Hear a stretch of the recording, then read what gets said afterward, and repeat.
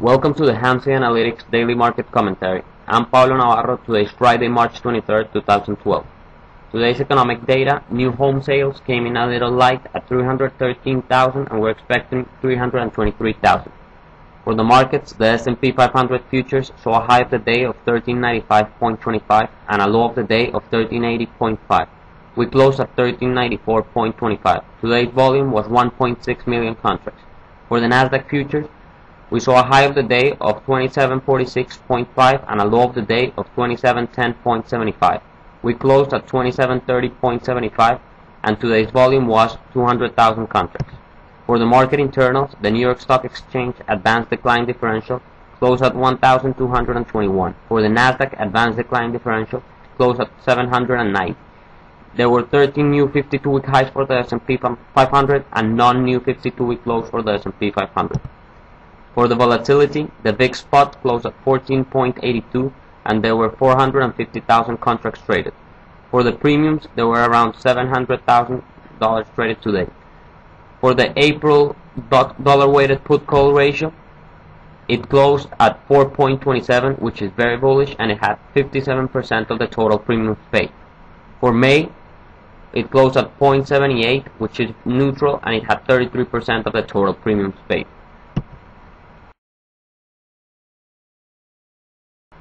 Okay, here we have the weekly chart for the ES. As you can see here, we continue to be on the positive 1, positive 2 sigma channel. The bad thing about this week, we had a red week after we had 11 consecutive up weeks, but we continue to be on the positive 1, positive 2 sigma channel, so that's good. CI continues to be red, but the slope continues to be green, so it's good. Here on the sigma channel width, it's continued to increase, so that's positive.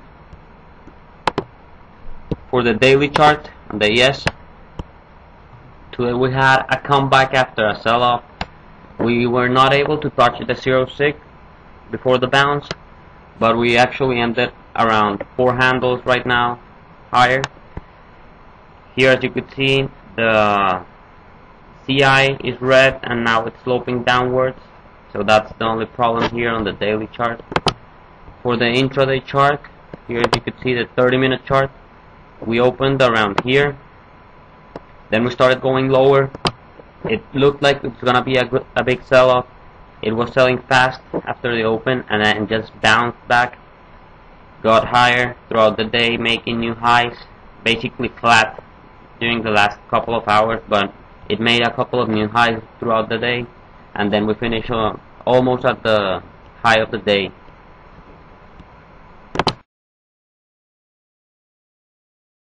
Okay, here we have the weekly chart for NQ. As you can see here, this was the 12th consecutive up week, and we continue to be on the positive 1, positive 2 sigma channel. CI continues to be red but pointing up. As you can see here on the CI diff, momentum continues to the upside. The sigma channel width, it's increasing as we go up. And on the daily chart for the NQ, today we had a red day, almost flat, but we continue to be on the positive 1, positive 2 sigma channel. Again on the daily chart, the same as ES, we crossed. Now we're on the CI diff turned red here for the daily chart, which is not very positive. But again, you see the weekly chart, we've gone up for 12 weeks in a row. Here we have the gold futures weekly chart. As you can see, it looks like a hammer here. Positive for gold on the weekly chart, but still we could not break a 0.6 line. On the daily chart for gold, we had a big update today, over 1%. Was a good day for gold after yesterday's reversal, we could call it. We were down big yesterday and then we turned out to be almost flat. As for silver,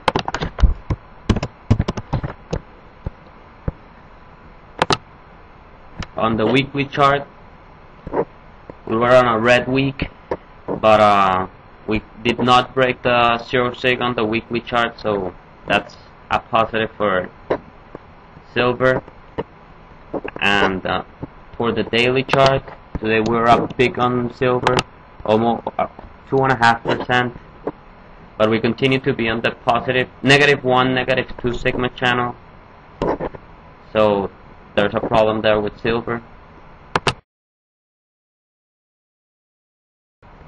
Okay, here we have the gold futures again. This is the weekly chart. As you could see, we closed higher.